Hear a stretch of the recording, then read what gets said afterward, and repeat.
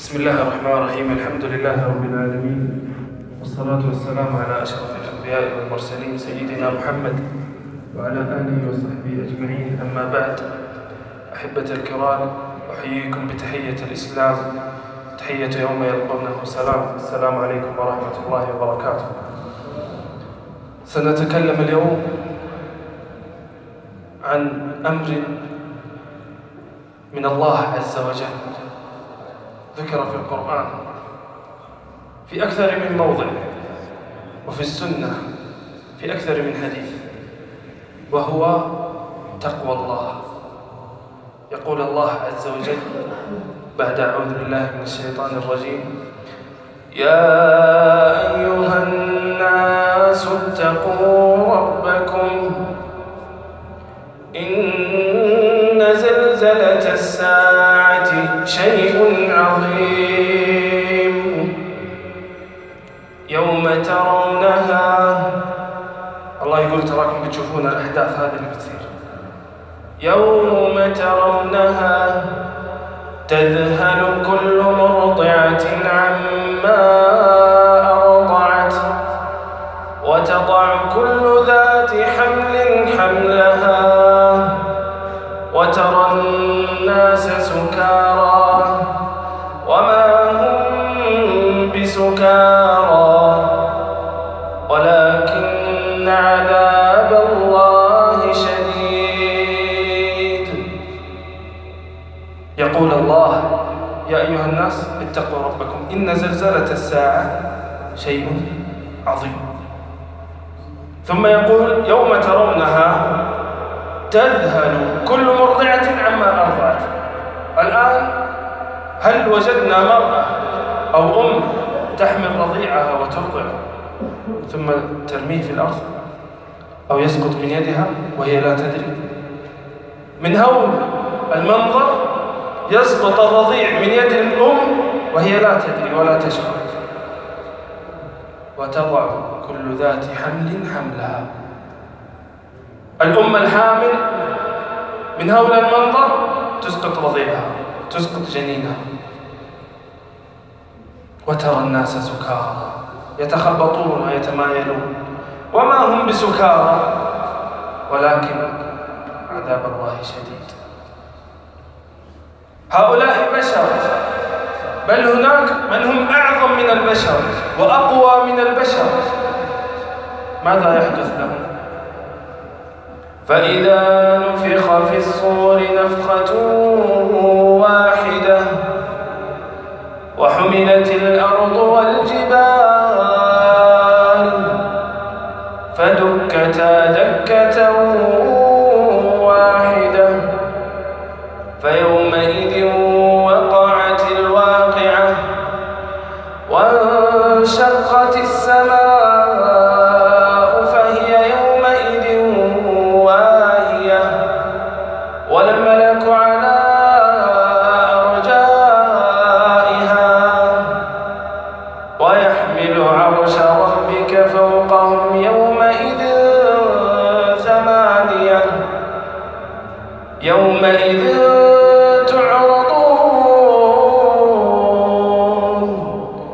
لا تخفى منكم خافية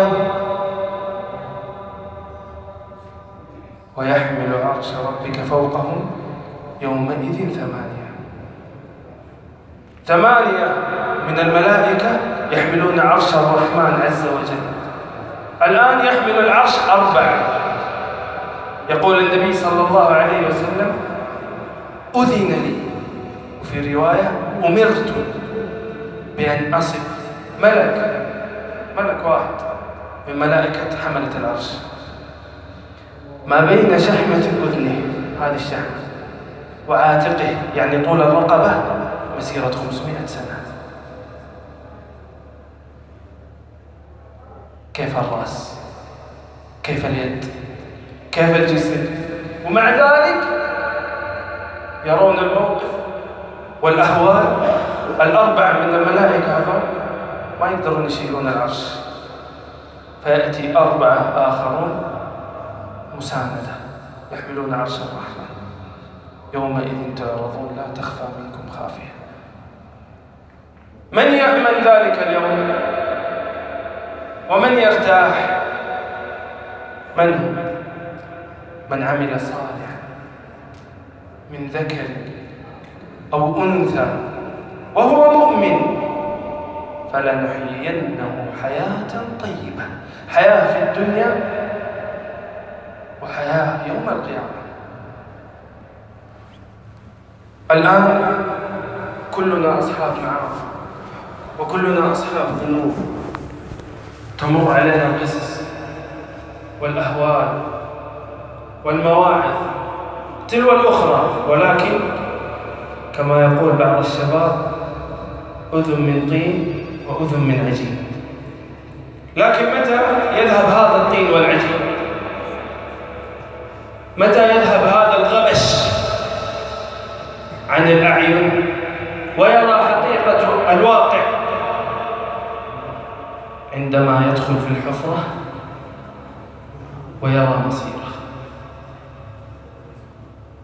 كم من ميت يتمنى لو يرجع إلى الدنيا والله مو علشان يصلي ولا يبر بالوالدين، من أجل تسبيحة واحدة يقول سبحان الله. والبعض يتمنى أنه يرجع للدنيا ليتوب، والبعض يتمنى يرجع للدنيا ليتصدق، ولكن الجواب كلا إنها كلمة هو قائلها يوم القيامة. الظالمون والكافرون عندما يدخلون إلى النار ونادوا يا مالك ليقض علينا ربك قال إنكم ماكثون.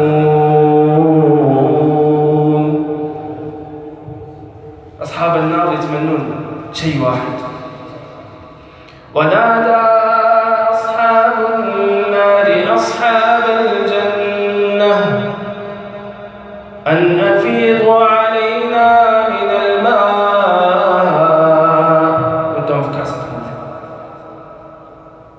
يلقونها ما في إلا حميم وصديد وصدى وعذاب أليم. الآن جلودنا لا تقوى على نار الدنيا، فكيف بنار الآخرة؟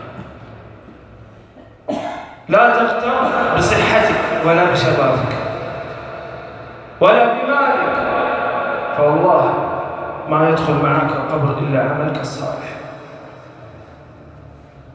لا فلوس ولا جاه ولا سلطان ولا أخوياك الأصدقاء. يقال الصاحب ساحب، صحيح الصاحب ساحب، إما سحبك إلى الجنة وإما ساقك وسحبك إلى النار. ندخل السجون أغلب وأكثر من هم مسجونين في عنبر المخدرات بالتحديد من الله يلعن صاحبي. هذا نص الرسالة اللي يوصلوها لكم، يقول الله يلعن فلان، والله رماني حبة وغشني. الله يلعن فلان ضحك علي، لكن يلعن في الدنيا، وهذا ما هو لعن حقيقي. اللعن الحقيقي ويلعن بعضكم بعض يوم القيامة. عندما يؤتى بنا نساق إلى جهنم لتكفير الذنوب، وقتها لا ينفع لا لعن ولا قتل ولا ضرب. لكن بالمقابل عندما يساق بنا إلى الجنة وترى ذلك الشخص الذي كان سبب بعد الله عز وجل في هدايتك واستقامتك، والله لو قبلت رجله مليون مرة ما كافيته. لماذا؟